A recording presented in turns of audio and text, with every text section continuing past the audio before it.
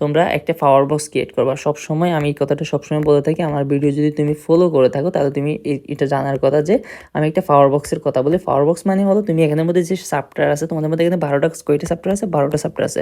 এখন 12টা চ্যাপ্টারের মধ্যে তুমি বা 5টা বা 6টা চ্যাপ্টারের মধ্যে তুমি কি হয়ে যাবা?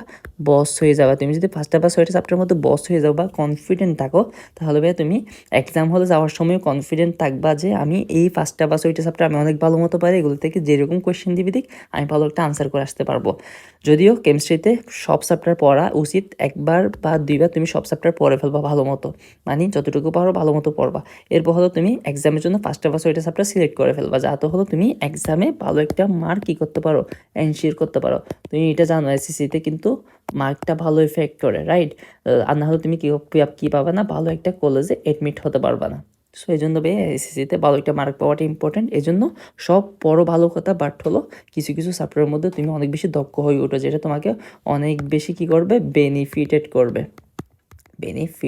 করবে, ঠিক আছে?